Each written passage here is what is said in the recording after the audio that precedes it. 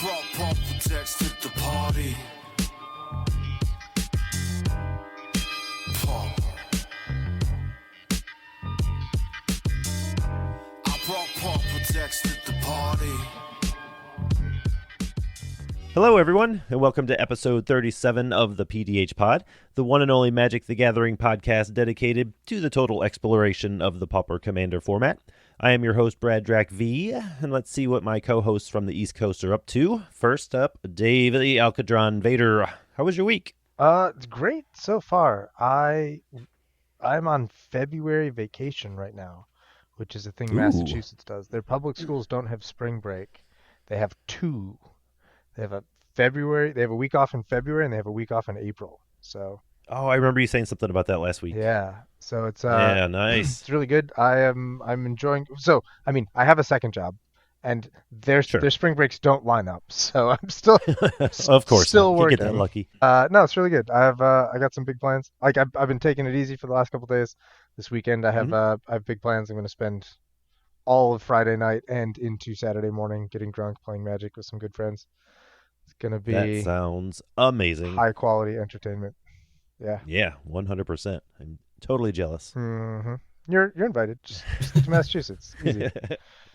Yeah, no problem. Yeah. I'll just hop in the car like tomorrow, and I'll be there. Yeah, it's perfect. All right, next up, as usual, we got our PDH PhD Liam. Are you safe from the Phyrexians? I'm not sure. They're everywhere.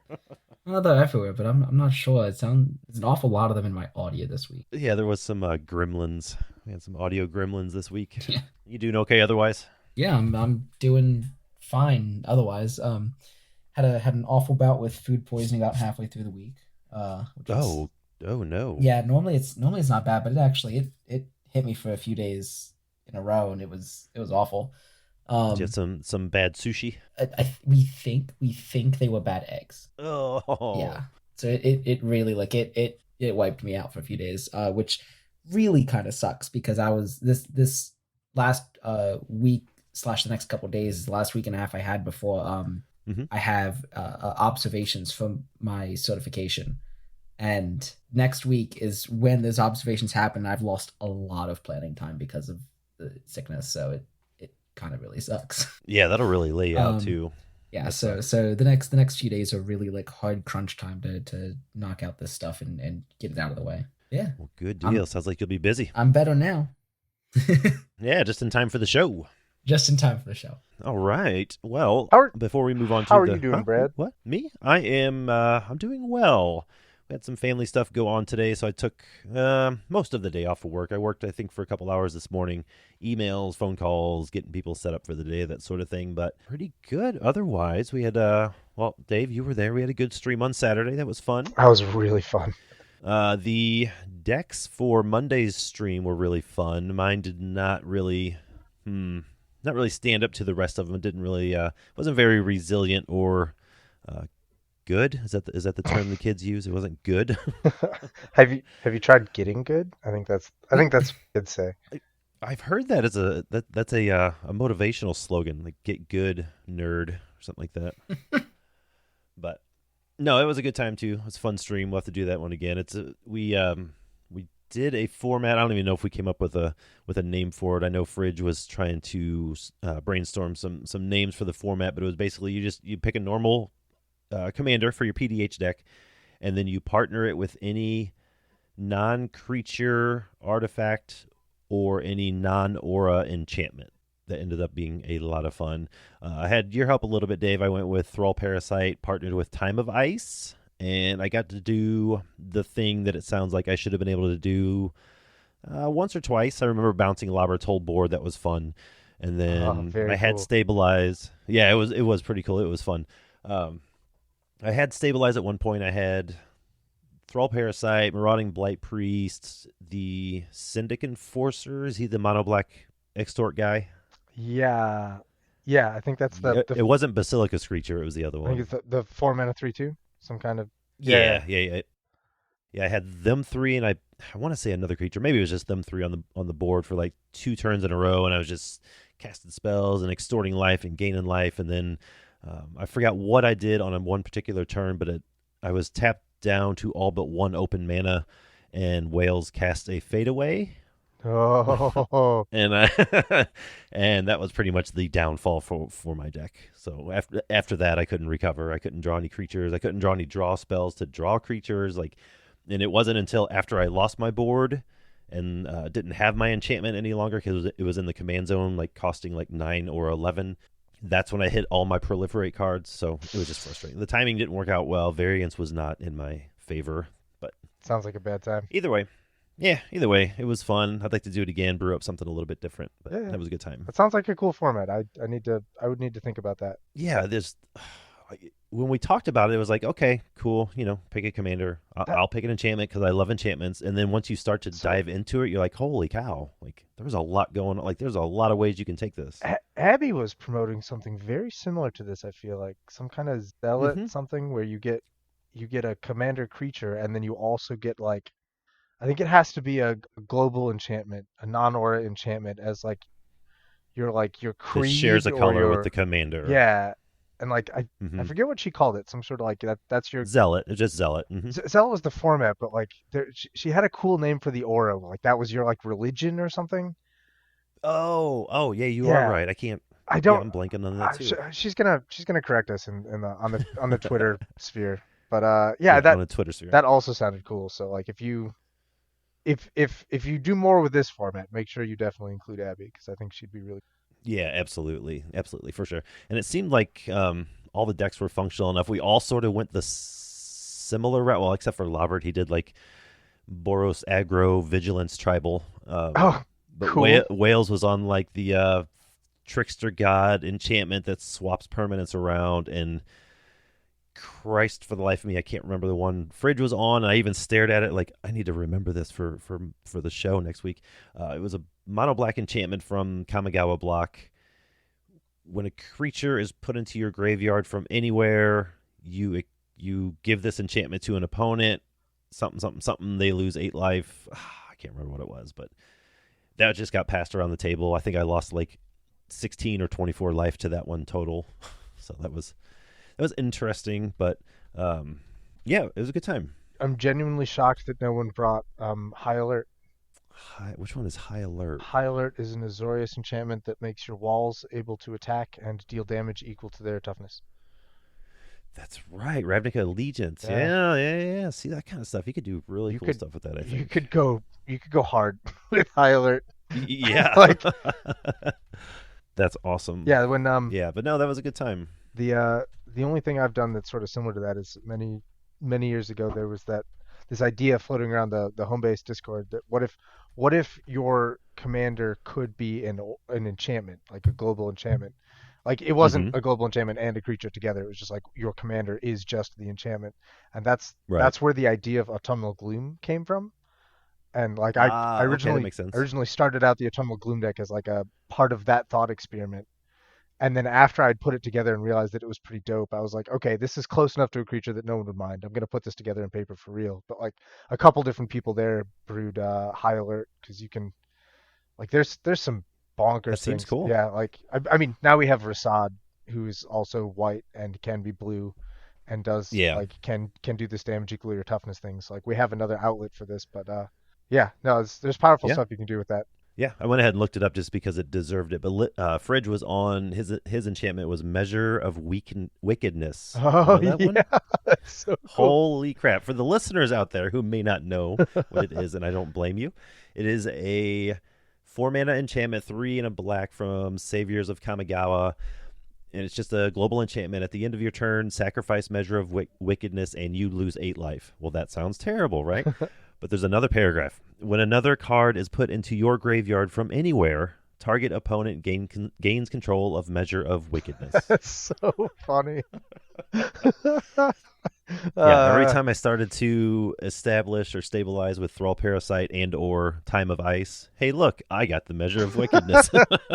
God bless Fridge. I know, right? What That was so cool. I barely remember what his actual commander was.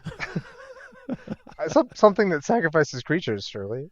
Flame right?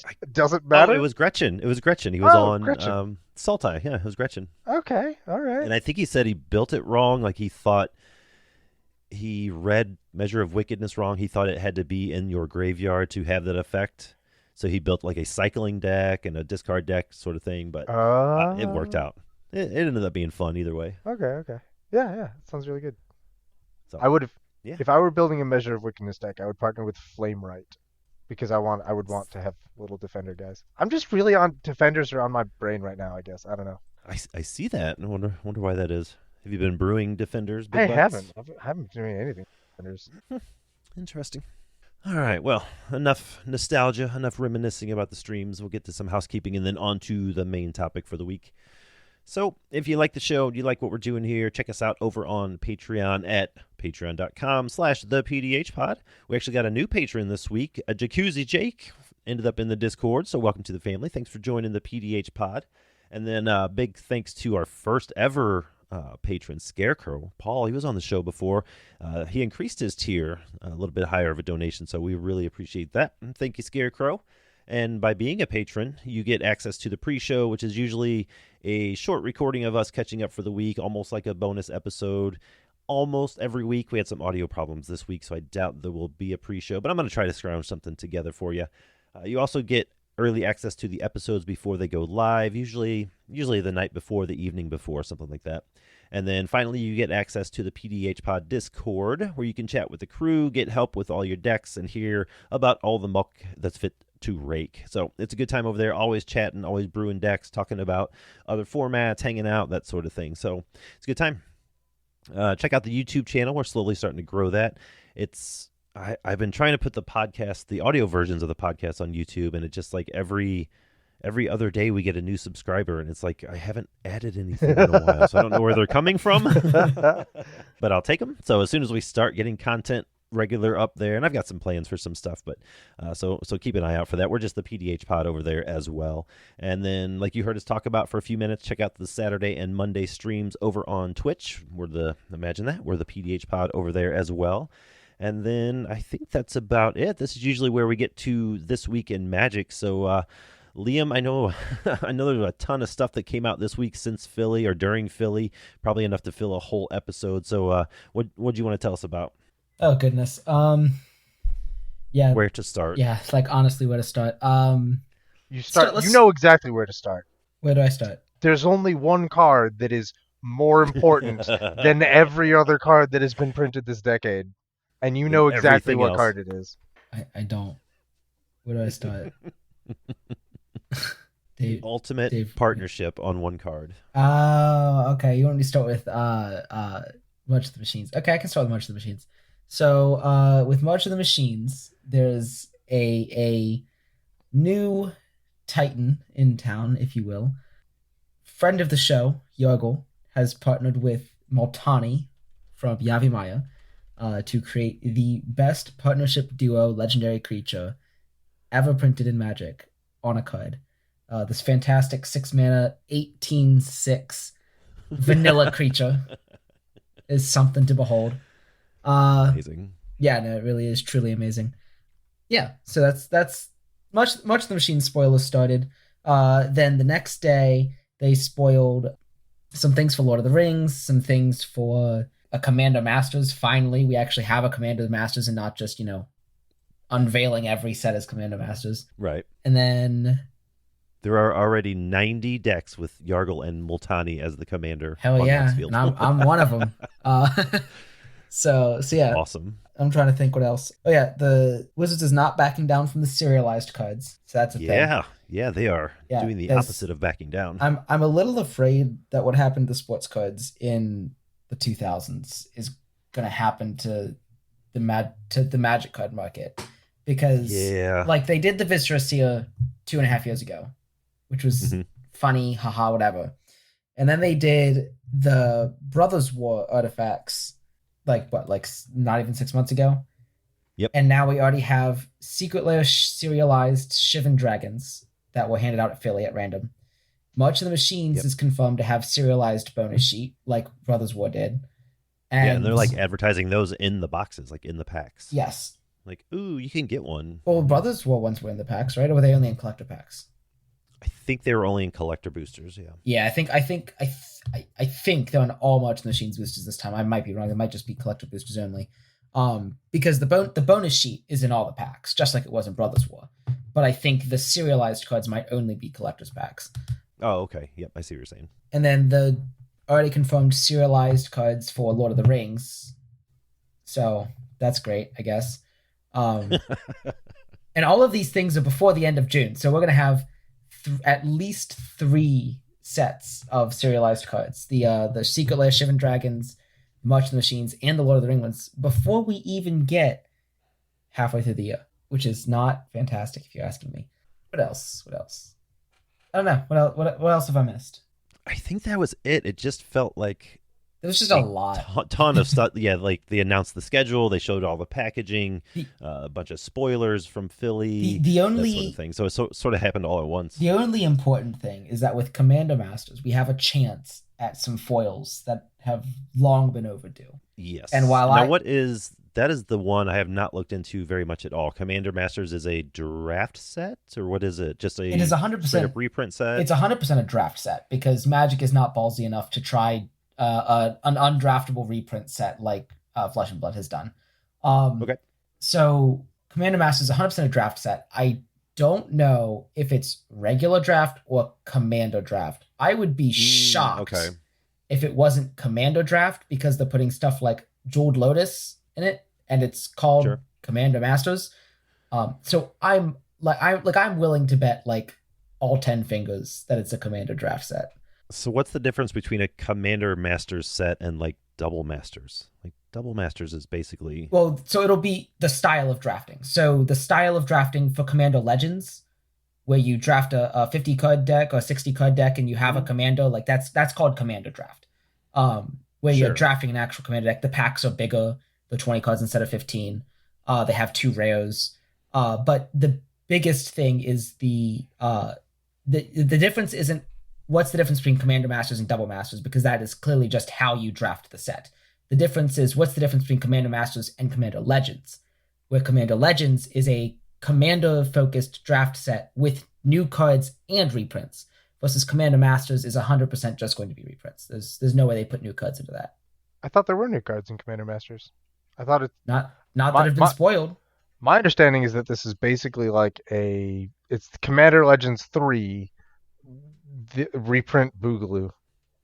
I think it's going to be like mostly reprints. They did not say anything. Better use that name. They did not say anything about the quantity of reprints in the set during the stream. Not that I heard, but with the Master's name on it, I would be shocked if it was anything but 100% reprints. Because the first time we ever got a non-reprint card in a Master set was Cryptic Spires.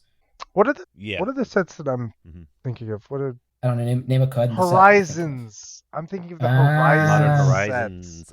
Oh my God! Please, Lord of the Rings is basically Modern Horizons 3. Please, no. If they were going to print a Commander Horizons set, that is how I processed Commander Masters. I was thinking about it as like a Commander Horizons. I was like, what's the difference between this and Commander Legends? It sounds like the same thing, but you're right. Masters is different. No. Commander Legends is Commander Horizons, where it's reprint plus new card Boogaloo. But no, Modern Lord of the Rings has been likened to Modern Horizons 3 because it's the third straight to modern draft set. That sounds fun. Should be interesting. About a year ago, I found all my Lord of the Rings, the ancient playing cards from like Decipher, from like the late 90s. Found them all. I threw them away. Yeah, that game flopped. Did not do well. I don't even think I learned about it until after it was already done, and I was a regular like LGS goer in that time. There were a lot of games like that. Yeah, that's true. Sadly true. I think there still is too. Like there's always someone designing a new card game. You just don't ever hear about it. It never takes off, or it never goes to print, or whatever. Yeah. Such is the nature of CCGs, I suppose. All right. I think with that out of the way, we can move on to this week's main topic. And we're going to continue our 3x3 series and talk about aggro decks. Everybody loves them. Everybody loves to play them. They're fun as hell. But we're going to talk about them with a slight twist. We all love these, 3x3, 4x4 episodes that we do.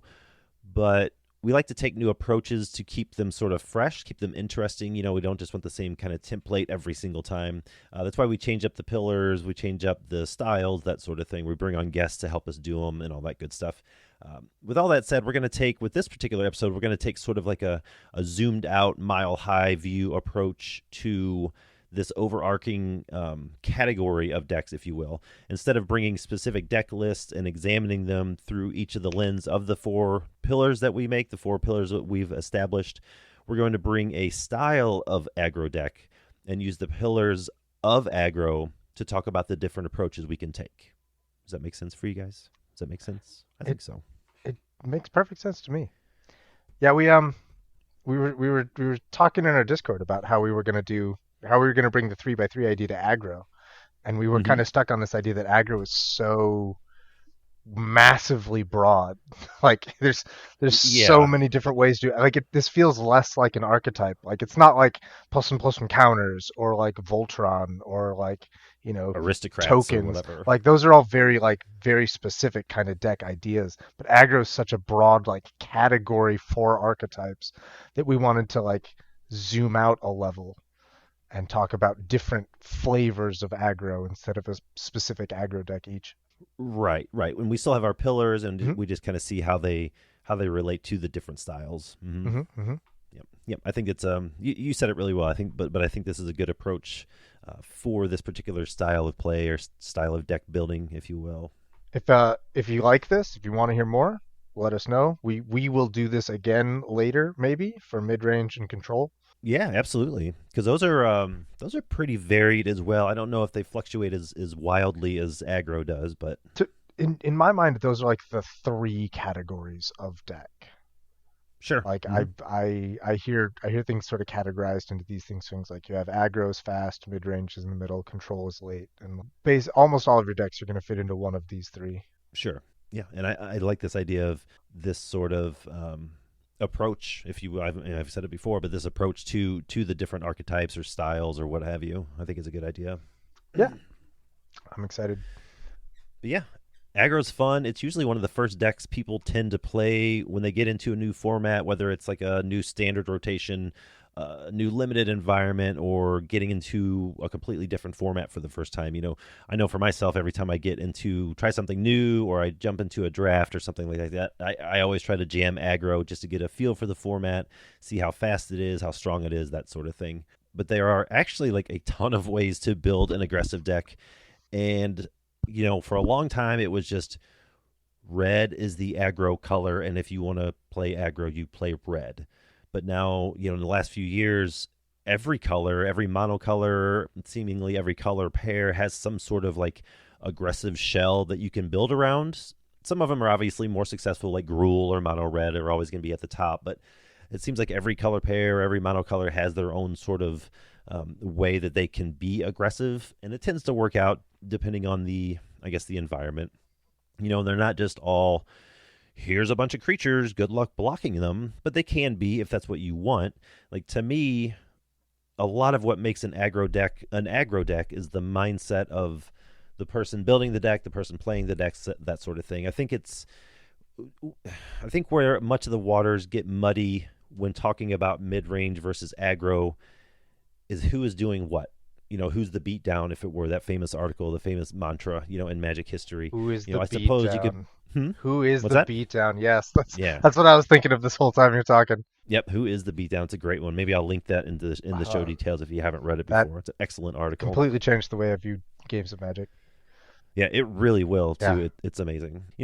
I guess you could boil it down to just take out the removal in your mid-range deck and put in creatures, and suddenly it's an aggro deck. But who really knows? You know what I'm saying? In my mind, there's a relatively clear distinction between mid-range and aggro, and that is, for me, it's all about speed. And there's a bit of relativity here. Like, depending on how fast the meta is, something might be mid-range in one meta but aggro somewhere else. But yeah, for me, aggro is a deck that's going to be really, really fast, really low to the ground. It's going to be like Brad said, your aggro decks want to, like, instead of running removal and control pieces, they're just going to put in more threats and try to get under this thing. Like, if you can end the game before someone can stabilize with a board wipe or before they can stabilize with having enough blockers or spot removal, then that's the aggro plan. And like that's what a mid-range deck is going to try to do to a control deck. Mm-hmm. But against an aggro deck, a mid-range deck is going to be I am the one who has to stabilize. It really does all come down to like who's the beatdown. Yeah. In my mind, a mid-range deck is one that's going to pivot back and forth. When you put mid-range against a control deck, then the mid-range is going to be the aggressive one. It's going to be playing threats. It's going to be removing blockers. It's going to be trying to close the game before things go late. If you put a mid-range deck against the aggro deck, the mid-range is going to be playing control. It's going to be the one trying to stabilize, trying to come up with blockers, trying not to die. It's going to try to get to that late game. Yeah. So the aggro deck is one that just never ever wants to see a late game ever. It's going to try to get underneath all of this. It's going to try to duck all the blockers. If it's running removal, it's not to stabilize. It's just to get blockers out of the way. If it's running... What's that meme that's like, I'm a mono red control player. You mean you guys get to turn 5? Or whatever, yeah. Yeah. If you plan to count the number of turns in the game on both hands, maybe it's not aggro. Maybe it's mid-range. Maybe you're not an aggro player. Maybe. Yeah, and I have noticed that too, talking about our own decks and the pods that we've played together and that sort of thing. I've noticed a lot of your decks, Dave, they're very aggressive, very like you said, you like to be like the big bad guy at the table and everybody teams up on you or whatever. Yeah. Or you just kill everybody. Yeah. One of the two things happen. Yeah. And I've noticed that a lot about your decks is they're very active early, and then you usually, depending on the deck you're playing, you usually have like a 2 to 3 turn window where you just turn the corner and we need to kill you or you're going to kill us. And that's usually like turns 4 to 7, 5 to 7, somewhere in that range. Yeah, 5 to 7. Where it's like, and I know a lot of decks function. That's where a lot of decks start producing things to do is in that window. But yours is like literally turning a corner. Like turns 1 to 4, you had a couple 2-2s and a 1-1 and this and that. And then turns 5, 6, and 7, you had like an 18-2 and a 12-4 and a 16-5 with trample, like out of nowhere. Brad is referencing cranial plating on a fire. Yeah. That's what we're talking about. Yeah, it's wild. You should catch the VOD of Saturday's game if you haven't. It was a really good game. That was a good deck, by the way. I like that. That was an enormous amount of fun for me. Yeah. Yep. In defense of that, my flair on the PDH subreddit is berserk tier aggro enthusiast. So I'm overjoyed to be seen. I feel seen. I feel heard. Feels good. Thank you for that. Yeah, no problem. It's taught me a lot about, I guess, playing aggro or building aggro at least, for sure. Awesome. Yeah, we're going to dig into all that stuff a little bit later. Archetypes are vague. Magic is a complicated game. Time's an illusion, all that good stuff. Whichever way you decide to take your deck, though, one of the biggest aspects to being a successful aggro deck is the ability to apply pressure to your opponents or your single opponent, whatever you're playing. And I think all of our pillars reflect exactly that. Dave, do you want to give the people those pillars? Would be delighted to tell you about the pillars. Today, in honor of aggro decks, we are going to talk about 4 pillars. I've tried to distill the essence of aggroness into these 4 ideals. The first one, I said aggro decks are fast, and that's the first pillar. You need to be applying immediate pressure. You need to have threats on the board, turn 2, turn 3. They got to be out there. You got to be attacking. You have to be hitting the life totals pretty much immediately with a growing threat. Pillar number 2 is you need to be able to continue to apply that pressure. Your opponents are going to try to stabilize. You need to find ways to prevent them from stabilizing. You need to make sure that you have more threats than they have removal. You need to make sure that you are getting the blockers out of the way so that you're continuing to damage these life totals and just bring closer and closer to the end of the game. That's number 2. Pillar number 3, I've very stealthily found a way to wiggle in here the how to not run out of gas. I'm calling this one consistent pressure. You need to be able to, PDH is not a fast format. You have 3 opponents. They each have 30 life. This isn't, 20 card or 60 card 20 life formats where you need to count to 20. if you're gonna be a really successful aggro deck, you have to count to 90, and Yeah. that's gonna take a That's lot. a lot. That's a lot bigger than 20. So, you have to, you can't just count on the one card you draw each turn to keep you in the game when things go long. You do need to have ways to you have to make sure that when the late game happens to you, as tragic as that is for an aggro deck, you need to be able to, you need to know that you are still impacting the game and that you still have things to do with your mana. Like, you don't want to, turn 6, hellbent, I drew a land, I play land number 7, I pass my turn, 7 mana going to waste for a whole turn. Yeah, that is death for an aggro It deck. feels really bad. So you do need, Yeah. it doesn't have to be how are you going to draw cards. But it does have to be how are you going to continue impacting the game and making sure your mana is not going to waste in the late game. Mm-hmm. And the fourth pillar, as always, as with all of these, fourth pillar is how to not die.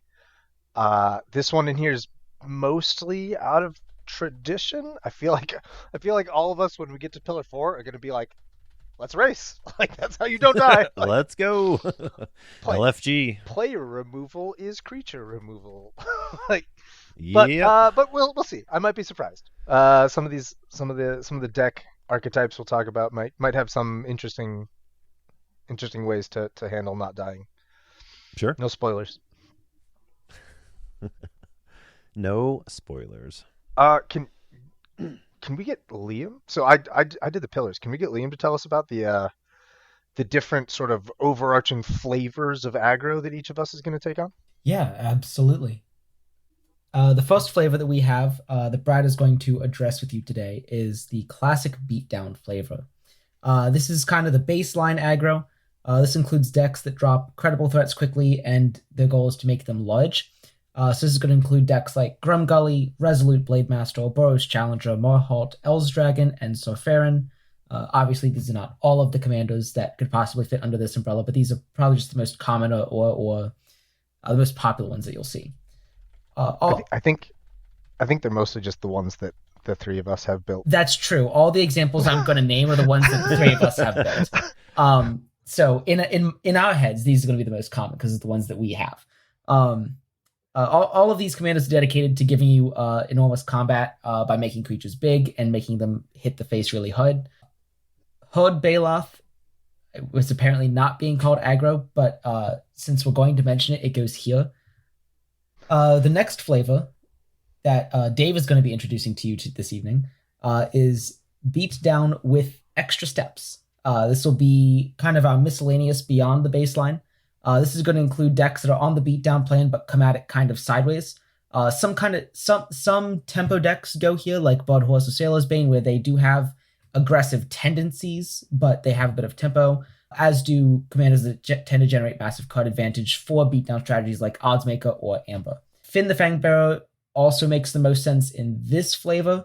However, again, that's just these are going to be decks that have aggro tendencies, but might have a different long-term game plan.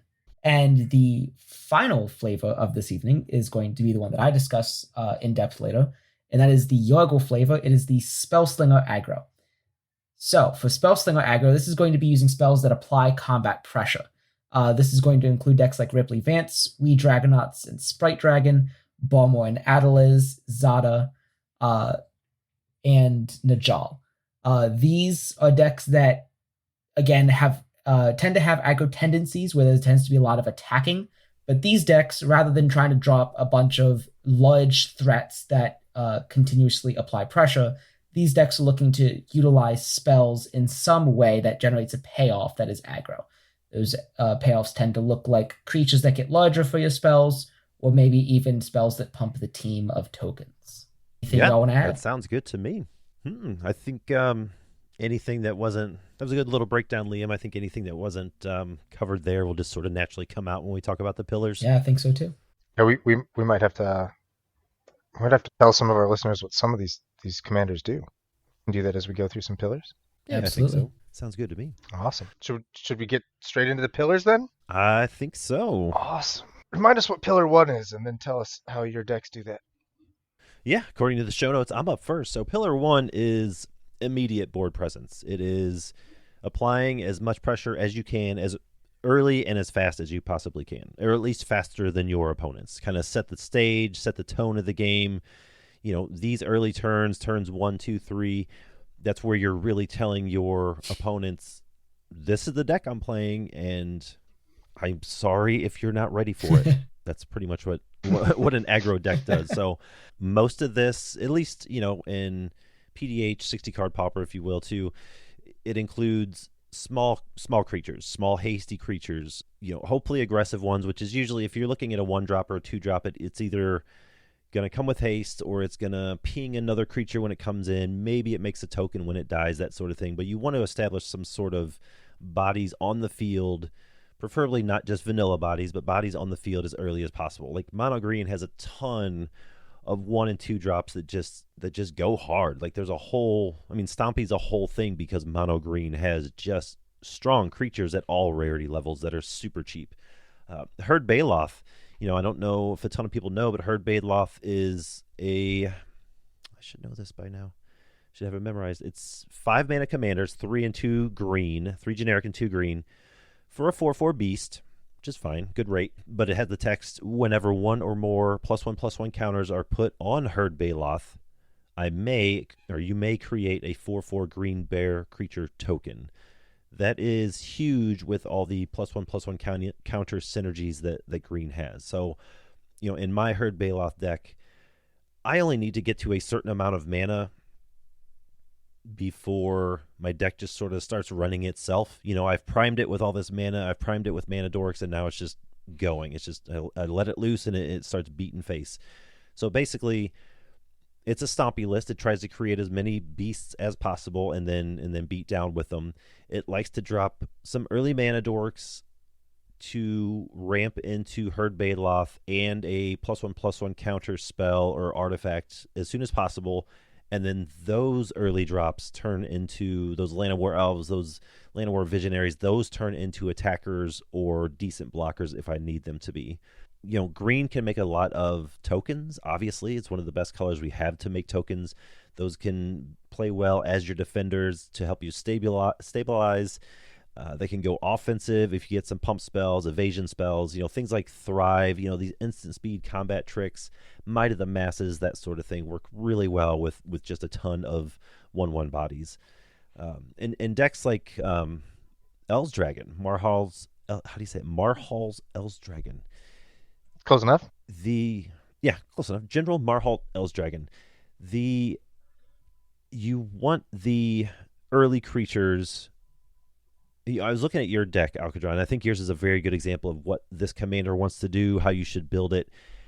And, it's got 40 creatures, 39 creatures in it, and almost half of them cost 2 or less mana. And I think that's just what you want to be doing because you want to stack your board as early as possible.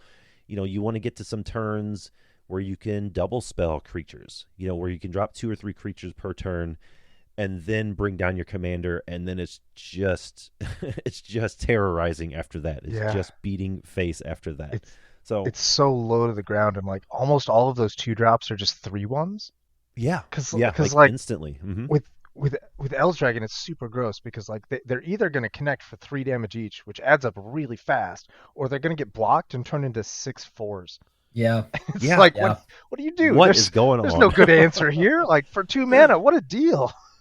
Yeah, and then you got provoke creatures in there and stuff. It can just get messy. Like not for the pilot of this deck, but for the opponents, it's just going to be a bloodbath. And it's one of those things too, where like, sure, I'm sitting across the table from Dave, and I see in the command zone there's El's Dragon. I'm like, okay, I know what this deck does. I can read the card, explains the card, that whole thing, and then like turn 1, here comes a Goblin Grappler. I'm like, oh, I'm in trouble and nothing's happened yet. I'm in danger. Yeah, I'm in danger, and I haven't even taken a turn yet. So I think that's it's like the embodiment of what aggro wants to do. It wants to set the tone early as possible. Like, I may face you with a Dimir control deck, and you play Goblin Grappler on turn 1. That may make me have to rethink my entire game plan starting on my first turn, as opposed to walking into the match thinking that I understood what I was supposed to be doing. It's just crazy how strong that card is. Yeah. One thing also I've noticed too, a lot of the living weapon creatures slash artifacts that we have, the equipments, other than like Flare Husk, none of them really saw much play in 60 card Pauper, but they are extremely playable in PDH, and they are a really good way at making your creatures bigger, kind of on the cheap, and I just think they're good. I never gave them as much credit as I have lately. They're just, they go in any deck. They can, buff your creature, that sort of thing. Combat tricks. We do not have a shortage of combat tricks. It seems like every color has plenty of them now.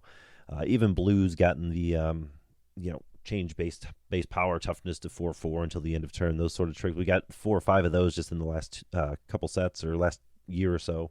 So every color's got combat tricks, instant speed combat tricks.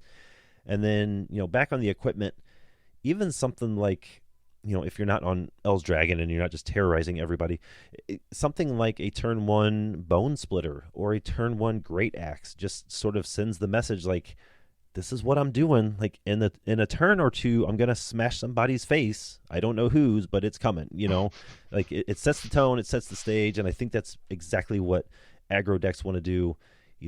Equipment like those Bone Splitters and those Great Axes and that sort of thing.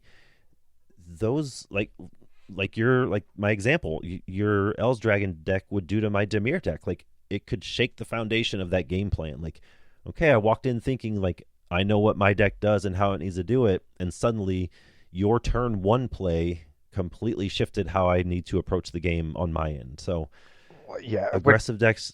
Go ahead. When they can just put you on the defensive on turn 1, everything changes before they even get a turn. Like a lot of people sit down to an EDH or a PDH table and think like, all right, we're all going to spend the first 5 turns building up a mana base, and then we can start playing spells. And when someone is just coming for you instantly, you're like, oh no, like, everything is different now.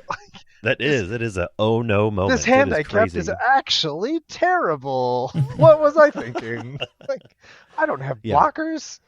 Yeah. Yeah, and even we mentioned it from the stream on Saturday, cranial plating, things like that are just amazing. Like for so long, I was guilty of this too. Like I was just sort of thought of cranial plating as a Voltron piece, but it's not. Like how many cheap creatures do we have with trample? How easy is it just to throw it on there, build up a bunch of artifacts, which are basically free nowadays, and you just have a huge beater. You don't even need a bunch. Like you can slap cranial plating into a deck that has like a couple rocks and then just be like, oh, here's cranial plating. I guess I'll run 3 artifact lands to support it. And it's like suddenly you have this +3 power equipment that you can move around at instant speed. Like, yeah, whenever you need to. That's enormous. Yeah, it is wild. So good. But yeah, I think that's the premises for just a classic beatdown. Early threats, juice them up, and just start swinging. That's what I do anyway. Have I ever told you guys about my Surfarin deck? I don't think so. You have not. Surfarin is part of the Eldraine cycle of Legendary Knights. He's the green one. He's a 2-mana 2/2 with the ability that when he attacks, you get to choose another target attacking creature and give it a power toughness boost equal to Farron's power. He's like it's like the background Hardy Outlander, but it's always on. You don't have to attack the highest life opponent. So I built a deck and I decided that it was going to be positively the most absolutely brain dead deck I could possibly make out of Surfarin. So the deck contains exactly in perfect ratios. It has 33 forests, 33 1-mana creatures, and 33 pump spells. Things like Bone Splitter, Rancor, Invigorate, that's the entire deck. The whole thing is just turn 1 you play a creature, turn 2 you play Farron, turn 3 you play a big pump spell and you attack someone for 15. Right. Sounds good. Right. Yeah, sounds real good. It's just turn your brain off, turn cards sideways. This is to me this is the epitome of just the classic beatdown. There's no thinking, there's no decision making. You're just full. You got a gas pedal. Yeah, you got a gas pedal. You go forward, and that's it. That's all we need. Yeah, I think that is classic beatdown in a nutshell. Steering wheels are for cowards. Yeah, basically. Oh, I'm going to transition into aggro decks that do involve steering wheels. Tragically, right. I'm Like you're still going forward, but you need to avoid the other traffic. right. Where the classic beatdown, it'll just run you off the road. Exactly. Like there's no avoid. Like someone has blockers, you attack them while maintaining eye contact to establish dominance. Yeah. Yeah, I'm going to talk about beatdown with extra steps, which is sort of like our it's a bit of a miscellaneous category. We have other different flavors of beatdown going on here.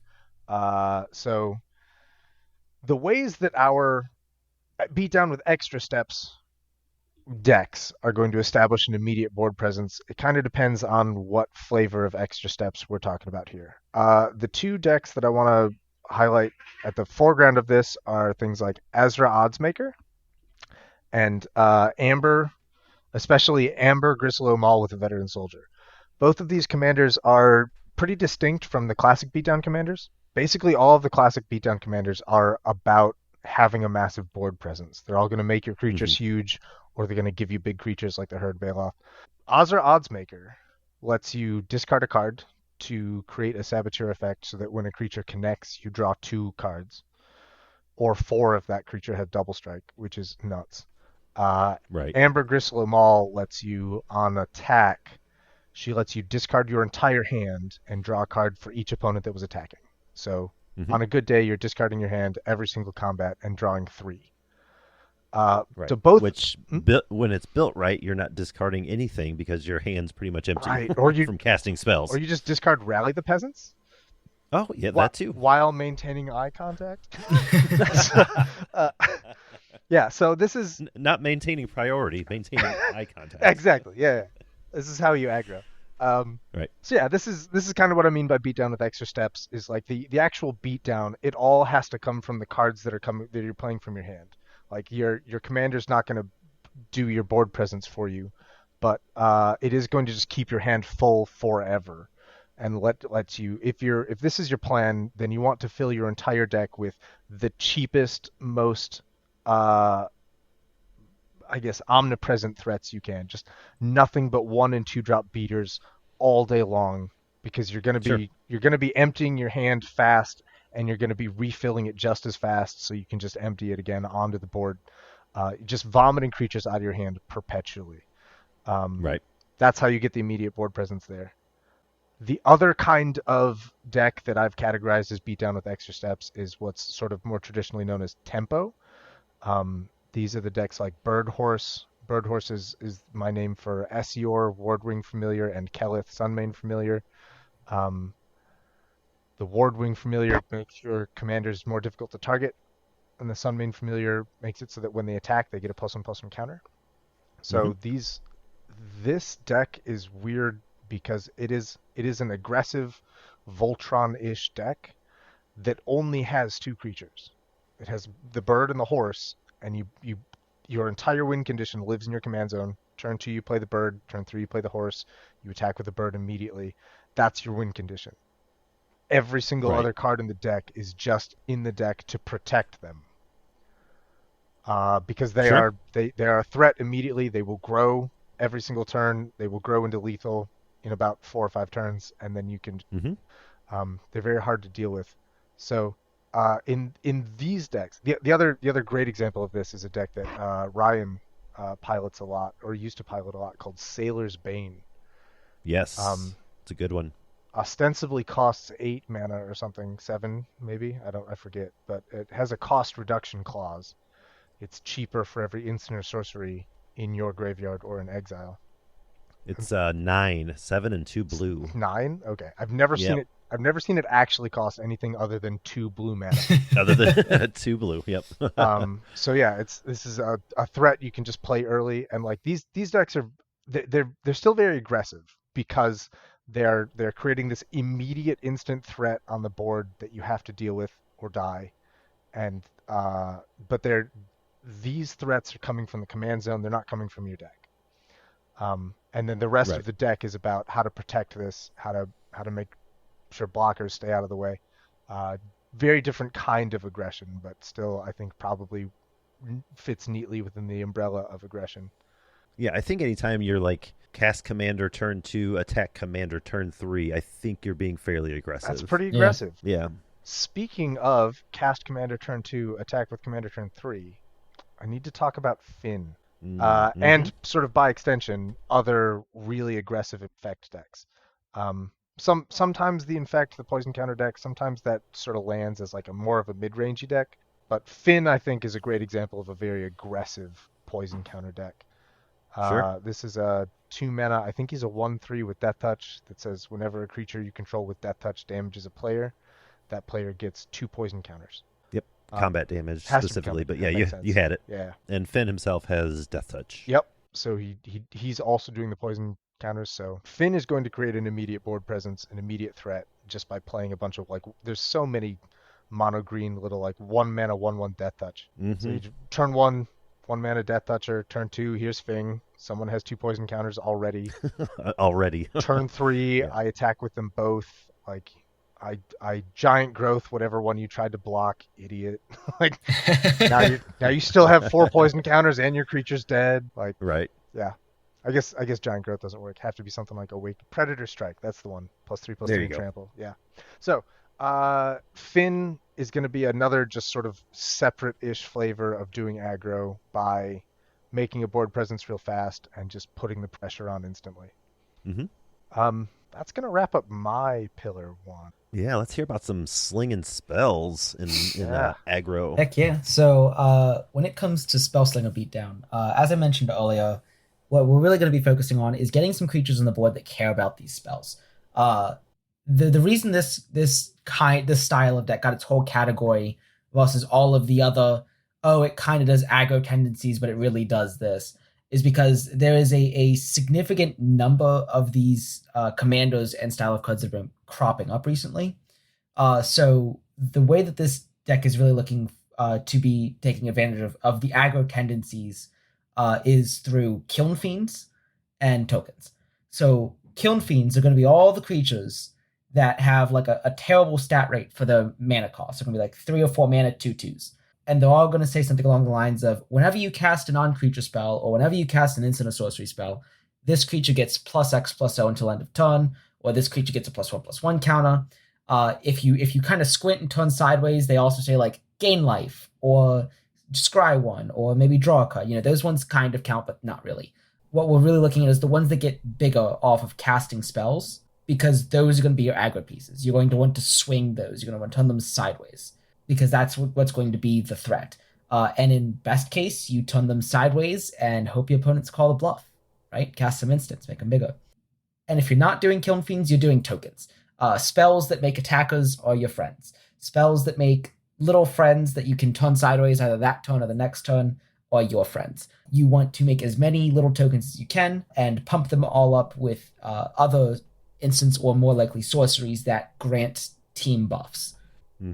I can't believe that I only am just now thinking of this, but like we wrote down our different categories, and we wrote down like a bunch of examples within those categories. The spellslinger flavors, like you got your Balmor Adelies, which will pump the team every time you cast a spell. Yep. You got Zada, which will pump your team every time you cast a spell. We Dragonauts and Spite Dragon will pump themselves whenever you cast a spell. All these things. I completely forgot to write down Third Path Iconoclast. Like the existence of this card slipped my mind entirely. I guess I just assumed it was in here, but yeah, that is ideal. That is, this is right. This creates the team every time you cast a spell. So like, yeah. You got your young pyromancer goes here as well. Yeah, tons of. It's like the opposite of extra steps. Like it's doing things for you for free. Right? It's like shortcutting. It's like cheating through the steps. It is. Yeah. It totally is. You mean my spells that draw cards also come with a body? You mean my removal spell comes with a body? What? 1 mana lightning bolt comes with a 1/1? What? I heard Elvish Visionary was kind of a good card. What if it was just literally Ponder? How about that? Just literally, it gives you an artifact creature too. It's not just a creature. It doesn't just like give you a spirit or something. Iconoclast is an flesh artifact body. creature? It makes... No, it gives you artifact creatures. Yeah. What? Yeah. They are 1/1 artifact What if- creature soldiers. what or if- soldier creatures or whatever. What if Elvish Visionary was actually just a 1-mana thought cast? What about that? Oh my god. I don't think I knew that this made artifact creatures. Yeah, it's What? insane. It's Yeah. pretty nuts. Yeah. What? Uh-huh. Yeah. So, Spellslinger Beatdown, high quality entertainment. Yeah, and we've gotten such good ones lately. Like you said, Balmor, Third Path, Iconoclast. They're so good. Yeah.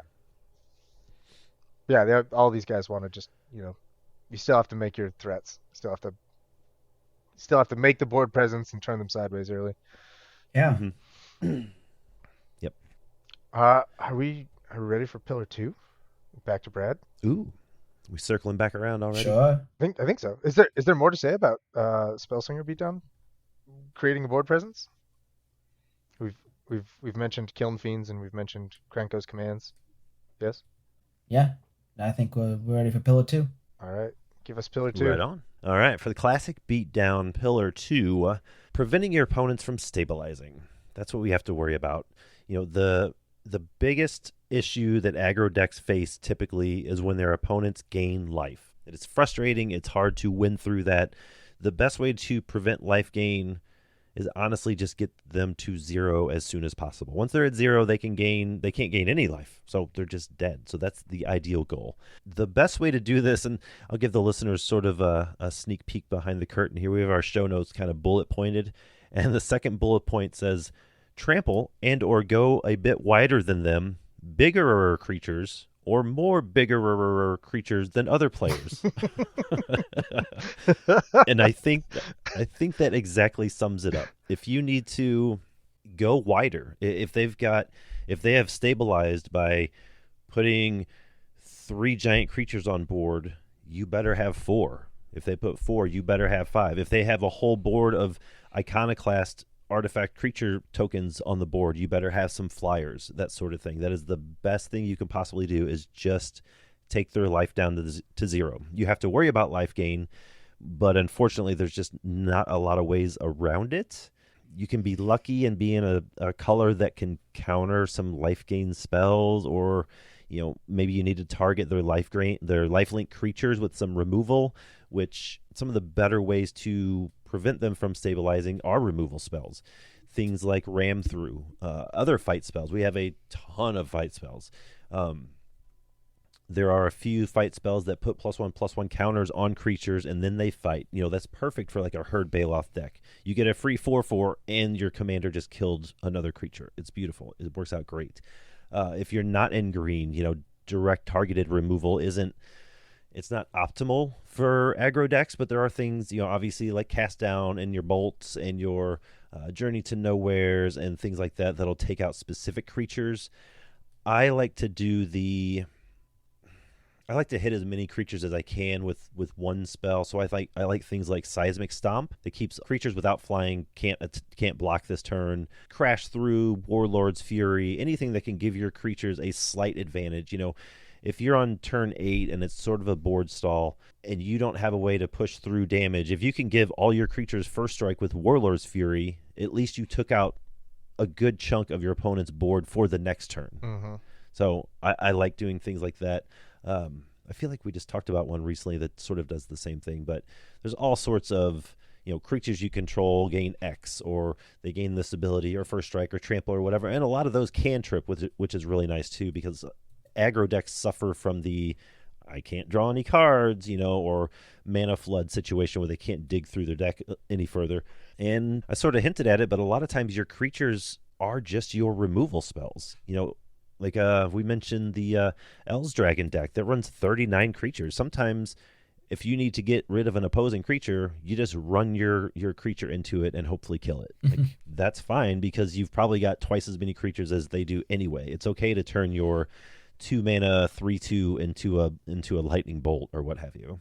Maybe that's not playing aggro correctly, but I feel like that's just a straight up beatdown. Like, I need to get rid of that creature, so I'm just gonna fight it with my creature. That's absolutely playing aggro correctly. So, like your combat step is targeted removal when your opponent's at 5 life. Yeah.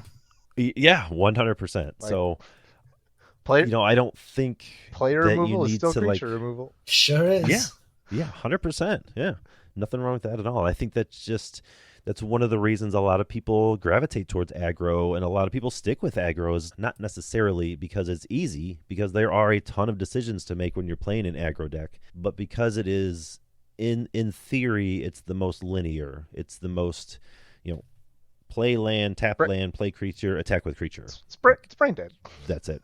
Yeah. It kind of is, yeah.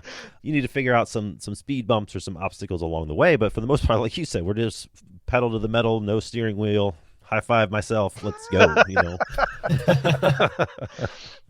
Are you guys familiar with a card called Gorilla Berserkers? I will be in about 4 seconds. I am not. For our listeners, Gorilla Berserkers comes from us all the way from Alliance. This is a 5-mana 2/3 that has trample, Rampage of 2, which means for each creature beyond the first that blocks it, it gets +2/+2. And it cannot be blocked by fewer than 3 creatures. So if you block it at all, it has to be blocked by 3 creatures, which means it's getting +4/+4 from Rampage, and it is now a 6/7 trampler. Mm-hmm. Are you guys familiar with a card called Compelled Duel? I've feel like heard of I it. just looked that one up for some reason. This one comes to us from Eldraine. Oh no! I think it costs 2 mana. It's for +3/+3, and target creature must be blocked this turn. Yep. Okay. This is. It's Forgotten Realms. Yep. AFR. Oh, okay. Not Eldraine then. This is how Eldragon does creature removal. If someone has 3 blockers, 3 untapped creatures, you cast Compelled Duel on the Gorilla Berserkers, and you attack them. Mm-hmm. And they have to block with all 3. And at that point, your Gorilla Berserk, because of Marhalt Eldragon is absurd, at that point your Berserkers becomes an 18/19 trampler. Sure. And amazing. And yeah, that's how you get rid of creatures. You throw them under the bus for your opponent. You literally do. There's things like Alluring Scent, which all creatures must block target creature this turn. Thankfully, thank you, Masters Edition 4 on MTGO for that being printed at common. Thank you. Otherwise, it's been a rare in paper its entire life. But yeah, that's crazy. And you're right. Sometimes you just have to, I mean, not literally, but sometimes you just have to sacrifice a creature to clear the path. Yeah. Taunting Elf goes hard. Like Taunting Elf is just a 1-mana 0/1 that all creatures able to block it must do so. And like this, it's so unassuming, but like even like I'm not even talking about Eldragon anymore. It just says all of your other creatures are getting through. Yeah. And like that's it's going to take enormous. all of them on. Yeah. And we keep referencing Eldragon. I don't know if we read it earlier. For anybody that doesn't know, it's 2 generic and a red and a green for a 4/4 elf warrior. When a creature you control becomes blocked, it gets +3/+3 until the end of turn for each creature blocking it. Yeah. So if that taunting elf has to get blocked by 8 creatures, things can get nutty. Yeah, but like even if it's not getting blocked by those things, if it's just taunting elf, it's in the Surfaron deck as well, right? Like sure, because I'm gonna like even if it's not the thing I'm making big, like taunting elf and those effects are incredible because they make sure that the rest of your creatures are getting through.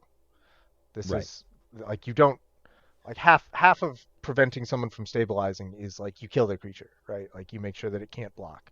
The other half is just ignoring the creature. If you make the thing so that it can't block, and now it's not your problem anymore. Right. Like your life total is not the issue. It attacks you, whatever. Great. I started this game with 30 life. That means 29 of it is a resource. Like as long as your creature's not blocking mine, then I don't care what else happens. And taunting elf does that. And sometimes, in aggressive decks, you have to get creative too. Like I've found myself putting Sky Shaper in more decks than I ever thought I would. It's a 2-mana artifact that you sacrifice it and your whole team gains flying until the end of turn. Yeah. Like you throw that on, you crack that when you've got 8 beasts on board that Herd Baloth made, and you basically just killed 2 players at once on turn, 10 or whatever. Things like that. Even like Spider Silk Armor, Warded Battlements, anything that gives your creatures some sort of boost on the front or the back end is always a good thing. Now those latter 2 I mentioned, those are a little more mid-rangey, like they're kind of protecting you while you do your thing, but they can also help in an aggro strategy. I just wouldn't lean into them as much. Oh, Dave, how do you prevent your opponents from stabilizing? I would love to talk about that. If we're going back to beatdown with extra steps, Um, Yes. Bird Horse and Sailor's Bane, the two decks that I'm sort of championing as my exemplars of the tempo flavor of aggro. These decks run a shocking number of unblockable effects and a shocking number of counter spells. So like the if you're playing one of these decks, the ways that your opponents are going to try to stabilize are they're going to try to find blockers because like you're only attacking them with one or two creatures, and like these creatures don't naturally trample, so ostensibly they're easy to block. But Bird Horse runs basically every 1 or 2 mana spell that contains the word protection from, and protection from means unblockable of that thing. Yep. So Mm-hmm. if the blocker that they played is green, you just give the Bird Horse protection from green, and you're getting damage in. Sailor's Bane also has a lot of these unblockable effects. A lot of ways to give the turtle flying. There's a lot of ways to make the turtle unblockable for a turn. Sailor's Bane runs a lot of these like distortion strike. You know, it's this little thing with like flashback or rebound makes a creature unblockable for a turn and gives it some power buff. These cards are really powerful in Sailor's Bane. Yeah, and there's something too that can be said for those rebound spells in aggressive decks, those free spells. Like if there's something that aggressive decks needs, it's extra cards, extra spells to cast, and free ones are perfect. Free ones are outstanding. Yeah. I have there are 2 protection from color spells that rebound, and I run them both in Bird Horse because those are tremendous. Mhm. Because ideally I want to be saving them to protect my Bird Horse from removal, but being able to Sure. like dodge the removal spell by playing this like Center Soul, playing that in response to a removal spell, and then getting it again for free on my next upkeep, so I can use the unblockable part of it. Like it's just so much value there. Mm-hmm. Yep. And that's the other part of like making sure that you don't stabilize is you have a lot of counter spells, and a lot of them are very defensive counter spell. Like I mean, you obviously run counter spell and arcane denial in these decks, but also you have like you see a guard approach. I think is one of the best ones because Yep. it can That's a either good one. it's a 1 mana spell that's going to give something hexproof. Mhm. So like your opponents are going to try to stabilize by murking your guy, and they're going to pay for it. Like the bird has ward 3, the turtle has ward 4. Like they're going to pay an enormous amount of mana to try and kill your bird, and just getting to blank that with a single spell is gross. Yeah. So That's a really good point too. Is it's not stabilization does not always equal life gain or making a big board for yourself. Sometimes you have to stabilize by taking out opposing commanders so they can stop cracking your face open. yep. So Stabilization. that's a very good point. Stabilization has a lot of different flavors. So yeah, Bird Horse and Sailor's Bane have to prevent the stabilization with counter spells and unblockable effects. Oddsmaker is going to prevent stabilization by running. So I should clarify here that I'm talking now about my version of Oddsmaker, which Sure. I in my experience is sort of the non-typical version. I feel like a lot of people build Oddsmaker as sort of like a mid-rangey, control-ish card advantage engine with a lot of like little unblockable creatures that are going to get in for chip damage and trigger the Oddsmaker to keep a hand full, and you're going to use that Right. full hand to do like control-y things and mid-rangey things. My Oddsmaker list is nothing but aggression start to finish. I I do not want to be playing small unblockable creatures. I want to be playing very blockable idiots. And Sure. I want to go into every combat saying I'm going to bet that this dumb goblin is going to damage you. I see that you have blockers. I'm attacking you anyway. Like Right. now you and I are gambling about whether or not I have run amok in my hand. Because if I have it in my hand and you block my 1/1 goblin with your 3/3, I'm going to cast run amok. You're losing your 3/3. My 4/4 goblin that now tramples is going to survive and damage you, and I'm going to draw 2 cards. Or you could Yes. just take the 1 and I'll draw 2 cards and your creature lives and I won't spend the combat trick from my hand. Or maybe I'm bluffing. Maybe it's not in my hand. My whole build is designed around all of these combat tricks that give something trample. Yeah. Or maybe I have a couple of creatures that trample as well, and if I bet on them, then murder becomes a combat trick. Like if you block with your 3/3, I'll murder your 3/3. and it's still my damage still tramples over, and I'm still drawing the cards from the odds maker. Right. So that's how the odds maker is going to get through the stabilization, just with lots and lots of combat tricks to get through blockers. And that's an interesting build with odds maker too, because nobody really. Usually, when you see a lot of madness stuff going on, a lot of discard, specifically in Rakdos colors, a lot of people just expect mid range. Like they just expect to be in a grind fest and maybe some combat damage and some draining effects and this and that. Some targeted lightning bolts and things like that. But like you put an aggressive slant on it. I think that's very creative. Where you're just like, yeah, I'm gonna jam in 18 trample effects. And my damage is going to get through. So how much do you want to block? I just really, really wanted to make it like an actual gamble. Like I see so many people look at Oddsmaker and be like, oh, changing Outcast, that thing's unblockable. That'll make this a really reliable card draw engine. I'm like, no, it's a gamble. Like it's not supposed to be reliable. Like you have to send your 1/1 into their 3/3 blocker while maintaining eye contact. Like, it's all about the eye contact. We're learning a lot about aggro today. Yes, we are. It's mostly the eye contact. So much eye contact. Yeah. Awesome. So yeah, Oddsmaker is going to prevent stabilization with combat tricks. Lots of trample combat tricks. Amber is going to prevent stabilization by just never ever slowing down. Amber, sure. like Amber, especially with veteran soldier, every time Amber attacks, you're going to be also creating 3 soldiers and attacking with those, and like probably getting some triggers in there. Like there's so much of Amber's deck is designed around just getting 3 free creatures out of veteran soldier every single turn. So stuff like impact tremors is just going to deal at least 9 damage a turn cycle, probably 12 damage, maybe 15. Witty Roastmaster is going to be the same. There's a white card, I forgot its name, but it says whenever a white creature comes into play under your control, you get to tap a creature. Yeah. If you just, Amber attacks, veteran soldier triggers, you create a 1/1 attacking each other player. Like you get to tap 3 creatures. No one's ever going to block anything. Right. and your soldiers stick around and they accumulate. So the stabilization you really have to look out for with Amber is board wipes. So when someone catches you with a pestilence, then you have to start over. But it's fine. You just recast Amber and then you just start over. Amber has haste. The tokens begin immediately. Exactly. She's so good at recovering because it's not like you played out your hand to create that board state and now like you're hellbent. Every time she attacks, you're drawing 3 cards. So like she just never ever stops. She's a little crazy. A little bit.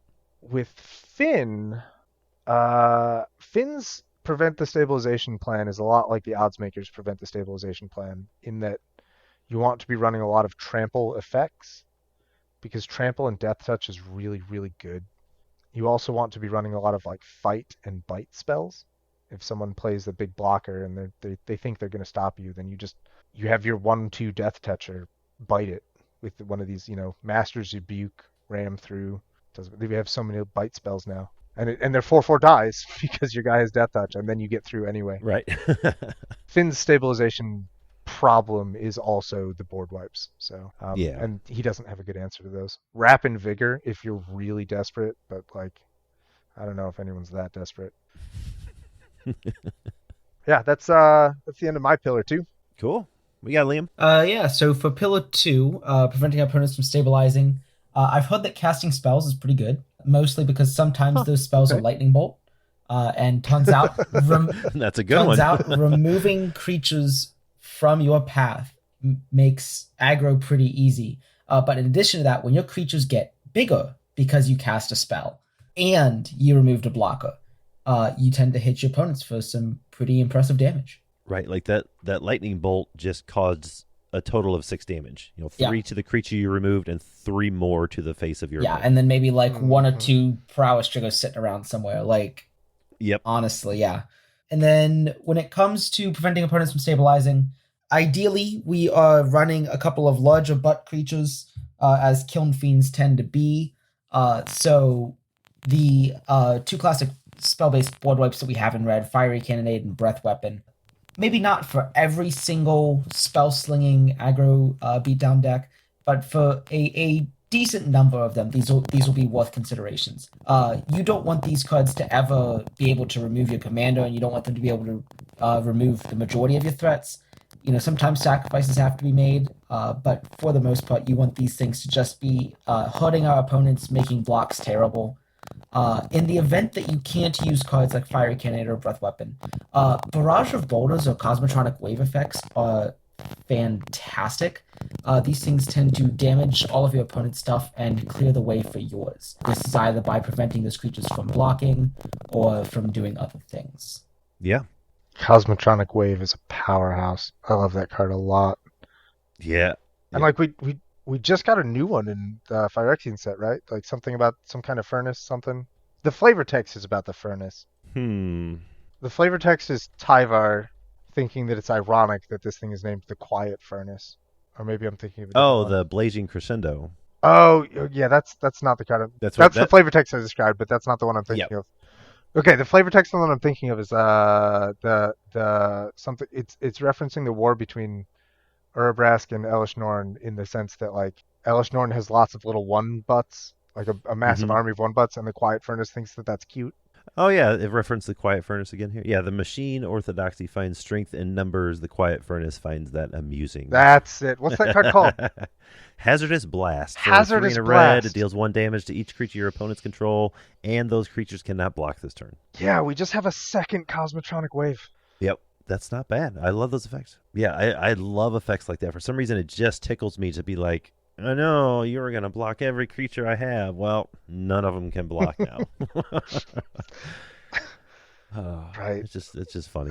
That's Red's taunting elf. It really is. It really is, and it's great. And usually, you know, unless you have a way to get those spells back, you're just going to do it once, maybe twice, but they're fun. I enjoy it. Well, I think are we moving on to Pillar 3? I think I'm ready to move on to Pillar 3. All right. How to not run out of gas. Well, for this pillar, I went ahead and picked a aggressive deck that I play quite a bit, and that's my Resolute Blademaster deck. It's Boros colors. It's fantastic. It's for anyone not familiar, Resolute Blademaster is from BFZ, I believe. It's 3 and a red and a white for a 2/2 human soldier ally. When Resolute Blademaster or another ally enters the battlefield under my control, creatures I control gain double strike, and that's super sweet. I know we've gotten better quote-unquote double strike or double target creatures power until the end of turn commanders lately, but just something about allies and just bashing people with the entire board just sounds really good to me. So, but back to the pillar on hand, how to not run out of gas. You got to get creative. It's very color dependent. That's why I kind of chose this one, because honestly, in my Herd Baloth deck, there's not a lot of options. And that's similar to mono white aggro, or, you know, I guess mono green and mono white are probably the worst colors to be aggro in, because there's just not a lot of card draw. There's not a lot of ways to refill your hand, not a lot of ways to not run out of gas. You've got to put a lot of weight on your cantripping mana rocks like Mind Stone and Prophetic Prism, Arkham's Astrolabe, that sort of thing. You've got to lean heavy on your Spirited Companions, your Roving Harpers, and Inspiring Overseer? Overseer, that's it. Yeah. You really have to lean into those, and while, you know, those creatures are great, doing that, even just casting those creatures the first time, is taking precious turns away from your aggro deck trying to do what it wants to do. So you got to be kind of sparing with those, but they're good. If you're using red, Experimental Synthesizer is good. Reckless Impulse, Tavern Brawler, Blazing Crescendo, like we just mentioned. There's, I think I put a couple draw spells in there that make treasures, so they give me sort of that mana back. You know, anything like Thrill of Possibilities, it's just good. It's gonna refill your hand a little bit, pick you up in the late game if you're struggling. Any incremental card advantage you can get, you gotta take it, especially in aggro, because there's just not a ton out there. We don't have the time. Even if there were a Siphon Mind in red or in white, we don't have time to play that. Aggro can absolutely not, even in PDH, aggro cannot take turn 4 off to draw a couple of cards. It can't take turn 5 off to cast, a creature and draw a card. Like, it's got to be affecting the board at all times because, say by the time you've hit turn 4, especially if you're playing tokens, you may have 6+ creatures on board. Well, those creatures are probably going to be pretty weak and pretty easy to take care of. So if you just took turn 4 off to draw some cards and you got board wiped, well, you are literally starting from square zero, and your opponents already have a established board of their own. So you've got to be picky with them. The cheaper the better. In what I've found, pack attack's a good one too. Just be picky with your card advantage. Kind of like your creatures do chip damage, make your card advantage chip advantage, I guess, if you want to call it that. Draw a card here or there, or loot a card, or rummage a card, or a cantripping creature here and there. Just don't. You can't play an aggro deck that has 35 creatures, but half of them are 2-drops that draw you cards. Like, that doesn't do anything for you, because typically those are not good attackers. They may get one swing in. They're not super good. They're not great blockers. So just use them sparingly and do your best. Try to squeeze in as much card draw as you can. I've also found out that in PDH, the invokers are really good. The 8-mana sinks where you can pump your team or tap down an opponent's team, that sort of thing. If you've made it to, in a classic beatdown deck, if you've made it to turn 10 or 12 and you've got nothing left to do, you're putting your mana into these. You're buffing your team and maybe tapping down your opponent's team with your other invoker, or doing damage to everybody with a different invoker, that sort of thing. They're very good at what they do, and they can sort of put you in a position to win the game out of nowhere in the late game, if you've made it that far. I'm so glad that you mentioned the invokers, because that is exactly what I had in mind when I was describing this how to not run out of gas pillar. And saying, like, it's not all about drawing cards, it's just making sure your mana is not going to waste, and that you're still... Yeah, that's another thing that aggro hates, is just wasted mana. Yeah. Right, wasted mana, wasted turns. Like, the invokers will make sure that you're never wasting a turn. And they're bodied. Like, these are cheap bodies that contribute to Pillar 1 in that they're putting pressure on the board. You can attack with them. Like, they're not aggressively costed for their stat line, but they turn sideways. They're no better or worse than any other card at turning sideways. But then, like, late game, like, when you do run out of cards in your hand, like, this is always a colossal mana sink that'll have a huge impact on the game for it. Like, isn't there a red one that buffs your whole board +3? Yes. Lava Fume Invoker. Lava Creatures Fume you control Invoker. get +3/+0 until the end of turn for 8 how mana. How about Trumpet Blasts without spending a card from your hand? Right. Yeah. Yeah. So, like, and then we have a couple in red that deal damage to each opponent. We have like 3 of those. Yeah. Flame Wave Invoker deals 5 damage to target player. Baal's Invoker deals 4 damage to each opponent. Like, come on. There's one that just lightning bolts, right? Like 8 mana for 3 damage to any target. Like Valakut Valakut Invoker. Yeah. That guy's. Yeah. Yeah, that's a lot of times that's the 60 card Pauper Walls combo win con. You just make infinite mana and just dome your opponent 7 times. I like it. Yeah, the invokers are amazing. Usually the red ones deal with damage, the green ones pump your team. Nothing wrong with that. Like Oran Reef Invoker, it's a 2 mana 2/2. I mean, it's a bear. There's nothing wrong with a 2 mana 2/2 on turn 2. And then for 8 mana, your whole team gets +5/+5 and trample. Okay. Sign me up. That's fine. Seems fine. Yeah. Seems fine to me. Like, we don't have overrun effects at common. So this is what we get. And they work really well. Yeah. All right. Well, that's me trying to keep gas in the tank. What do you got, Dave? I am going to start by saying the words odds or odds maker. And I'm just going to put that out there. Like, okay. Seems good. I've never played a game with odds or odds maker that hasn't involved me discarding to hand size multiple times. Like, just I believe it. Yep. Routinely, I'm ending my turn with 8 or 9 cards in hand, and I have to choose which ones I want to keep. And, like, odds or odds maker just never runs out of gas, and it's beautiful. Like that's what makes it an aggro deck more than anything else, is that you can your hand is always full. You're constantly playing new threats forever. Amber is the same. Like Amber never has to discard down to hand size at the end of the turn, but when Amber goes online, her hand size is effectively 3. Right. And so what happens is, you every combat you discard your hand, you draw 3. Like you play 1 or 2 of those, you discard whatever you don't need to the fake hand size that Amber imposes on your next combat step. You discard whatever you didn't play, and you draw 3 more. And so like seems good. You're constantly every time I play these decks, I just constantly have this surplus of cards. Like I have so many cards that I'm just pitching them, I'm yeeting them into the graveyard without even worrying about not casting them because I'm flush with cash. Yeah, it doesn't even matter.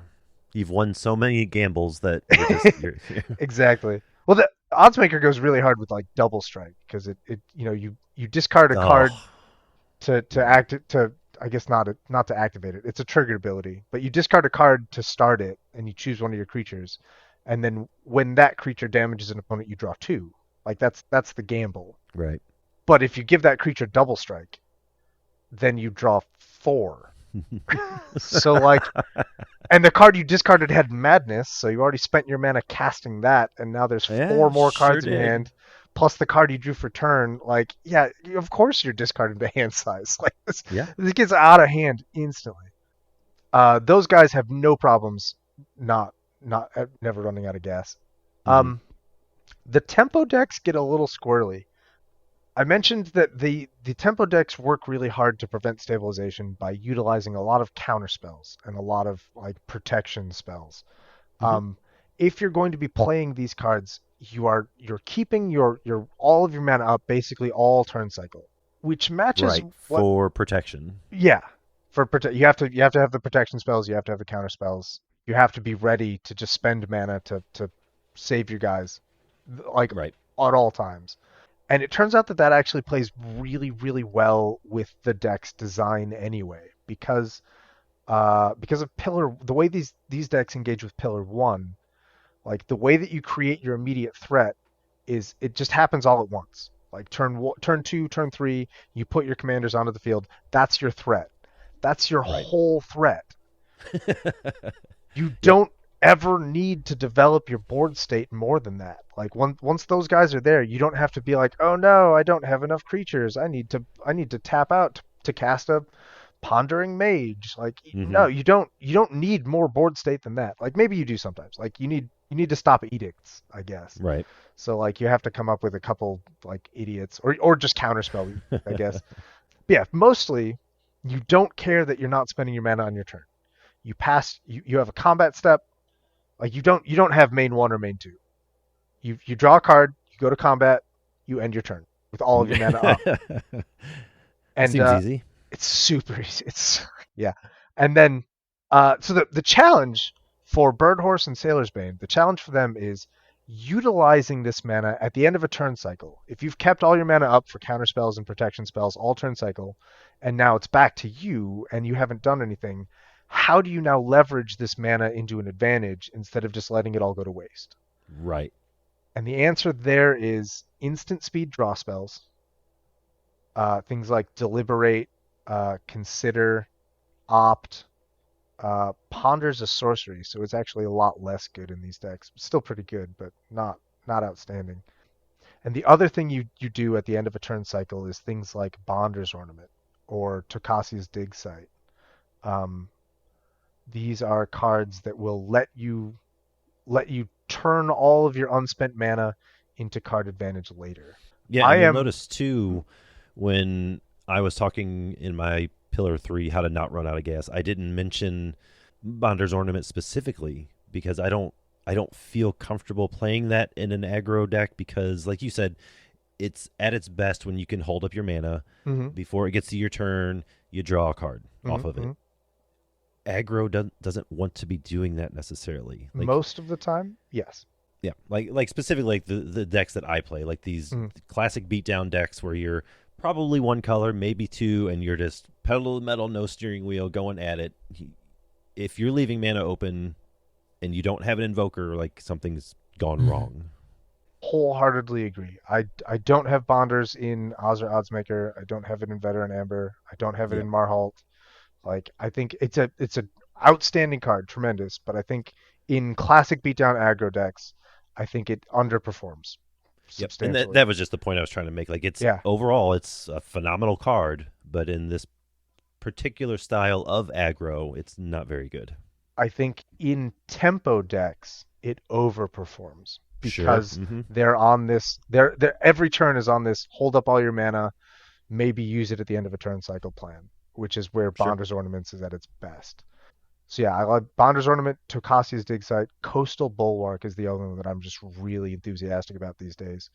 That's Yeah, the that's a good one. I put that one in my cube recently. so It's real good. good. It's a 2-mana wall from Brothers War. Its printed stats are 1 and 3, but if you have an island, it's a 3/3. And for 2 and tap it, you can surveil 1. So this, like in a bird horse deck, this will stop aggression. It'll prevent people from attacking you because a 3/3 is massive. It will give you a mana sink for the end of a turn cycle to make sure that what you're drawing is gas and not dead cards. Right. And it'll die to an edict so that your bird doesn't. So it checks all of the boxes I needed to check for, because bird horse is like my competitive deck. That's the one that card slots are high value in bird horse, but like this. Yeah, is just... I have the list pulled up for reference for the show or what have you. What is, not to get like too distracted or too off topic, I know we're already over an hour and a half, but what is, you just explained what the Bulwark's for. What is Thraben Inspector in there for? Thraben Inspector also is edict fodder that turns into a card draw later. So like clues. Okay. Clues are this exact same thing where like at the end of a turn cycle, I can spend, I can turn unspent mana into a card. That's what clues do for me. And so like, yeah, Thraben Inspector, it's a blocker, it's edict fodder, and it's card draw when I have unspent mana. Okay, perfect. So yeah, it's Thraben Inspector, Thraben and Kraben are both in there, and they're both incredibly powerful. The other card I just added in there as an experiment is Recruit the Worthy. Yes. I've always liked that card. Yeah, I think this is an outstanding way for me to just spend 4 mana at the end of a turn cycle to just get a blocker, a body. Right. I'm going to talk about this more in Pillar 4, How Not to Die. It's also like, in an emergency, this is 1 mana, stop an edict. Right. Yep. Which is what I want. Like, I've basically the white sprout swarm or whatever that one is. Yeah. So many, like the bird is really good at stopping the classic threats like murder or snuff out. Like it's that ward ability it has. It's not actual ward, which is infuriating, but it's a ward-like ability that stops, the classic targeted removal spells, but it doesn't stop an edict. And I have a lot of protection spells. I have a lot of hexproof spells. Those also don't stop edicts. Edicts are the bane of the bird horse. And so if you can pay a single white mana to just stop an edict, or keep this card in your hand, pay 4 mana, stop an edict later, like Recruit the Worthy, I think is going to overperform in the bird horse, but we'll see. Yep. Sounds good. Sorry for the interruption. No, not at all. That was an excellent interruption. Where were we here? I think we're about to invite Liam to tell us about how his Spellslinger beatdown decks don't run out of gas. I think so. I think you're right. I mean, the Spellslinger decks are pretty straightforward in terms of not running out of gas. Turns out when your aggro strategy relies on casting instants and sorceries, you have access to card draw spells. It's a lot of them. Yeah, I mean, all of them, I will say. A few. Yeah, just a few. And these card draw spells happen to, draw you cards, which is a great way to not run out of gas. But they also happen to buff all of the creatures that have been aforementioned a few times now. All your Kiln Fiends get bigger. All these whenever you cast non-creature, whenever you cast instant sorcery spell effects occur. And when your lightning bolts are ponders, but your ponders are also lightning bolts, life is great. Yeah, life is real good for the Izzet player. Yeah.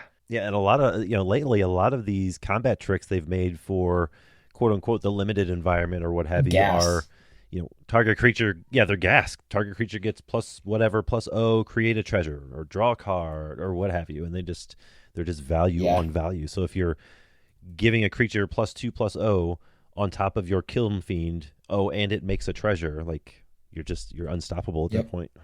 So yeah, I think spell slinging was pretty straightforward, and I think our pillar fours are all kind of similar. I'm just gonna run through mine real quick. The classic beatdown pillar four, the blocking is for cowards, how to not die. You said it earlier, Dave. We start with 30 life. I don't care about 29 of it. Only the last one Only matters. the single last one matters, and that's absolutely right. So basically, Life is a yeah, resource. 100%. There's no prize. Like winning a game at 15 life is no different from winning at 1 life. There's no prize for having more life at the end Yeah, of the game. You don't get bonus no, points. you might get Yeah. cool Like- points, but I don't even think that matters. Basically, classic beatdown, pillar four, how to not die is just don't do it. Like just you have to race your opponents. You have to go faster than Wow. them. Yeah, Thanks. I mean that's the advice of an aggro player of an aggro deck. Just don't, like, what's so hard? Just don't die. Like, come on, just don't do it. Gosh. I mean, I'm not good at that advice, but I'm Beautiful. good at dishing it out. Yeah, just race your opponents. Do what you got to do to go wider, taller, faster, stronger, and make it happen. That's why. It's like Daft Punk right there. Yeah, right. That's why you don't often see. I don't want to say often, but a lot of times you don't see true aggro decks at the top of a meta for any extended amount of time because they're easy to disrupt, they're easy to sideboard against, and they have terrible matchups sometimes. But in a one game format, we're not a best of 3 format here. If you can get off on a hot start, this pillar 4 is just where it's at. You just race them to the finish, and that's all you got to do. Yeah. I think Dave has a little more in-depth pillar 4, so let's hear about it. I do have some depth to the pillar 4 for the beatdown with extra steps decks. I'm going to put a little more nuance into not dying than the classical beatdown Sure. decks, I think. I would hope so. Oddsmaker's Control Suite has a surprising amount of depth for how aggro it is because of all of the madness spells that are aggro control flavored, like your fiery tempers, your murderous compulsion. Mhm. Like a lot of these stuff, you're going to discard it to activate the Oddsmaker, and then you're going to kill something, which is pretty fun. Yeah, that's very fun. Amber plus the Veteran Soldier is going to achieve not dying by gaining about 80 life Mhm. over the course of a game. Yep. Turns out if you're generating 3, 4, 5 creatures every single turn, then all of your soul siblings, your Soul's Warden, Soul's Attendant, Answered Prayers, Impassioned Orator, like you're running all of these cards Sure. because they're aggressive bodies that just gain you absurd piles of life, and they will. You just get crazy life. Yeah, if they're not out of not these guys. answered immediately, it's a problem. Yeah, like it's with the combination of those and Impact Tremors and Veteran Soldier is just such an absolutely savage beating. Because like at that point, like someone's gonna come up with a removal spell, and they're not gonna have any idea what to hit. Right. There's going to be too much. It's nuts. Yeah. Bird Horse and Sailor's Bane are going to, like, they want to race. They're going to struggle against more aggressive decks. Like the tryhards competitive meta right now is shifting. The pendulum has swung really far towards gut. Mhm. Gut plus inspired. It's so good. No, So gut plus inspiring leader. Is that Yeah, the one? The white Inspiring one. Leader. Gives your Mhm. tokens plus. Yeah. So gut is an aggro deck. None of us have gut built, I think, so we're not talking about it on this podcast. I had but it. we I did probably have Gut Inspiring Leader built not shortly after CLB came out, and I don't remember why I took it apart, but I did. I played a few games with it and took it That's- apart. I know in one game it that's fair. felt very oppressive, It can, yeah. and then the other 2 games I think it just underperformed, and I needed the cards for something else. I don't remember what it was, but yeah. So, but you are correct. I no longer have it built. So Yeah, if you're trying to do the tempo thing with a bird horse and you're staring down a gut, gut is the aggro deck. Gut is the beatdown. Mhm. You have to be on the control, and like you're gonna really struggle to be on the control with the bird horse or the sailor's bane. You can try to lean into things like recruit the worthy to create blockers. You've got your coastal bulwarks to have your Thraben Inspector, Craven Inspector. Like you can try to do these things to try to come up with some bodies to throw in the way of creatures Right. if you're getting overrun. Spirit Link is a really good card that's common now. You can give it to your giant creature, your giant commander to gain some life out of that. If you know of better answers than these, tell me. I would love to hear about them.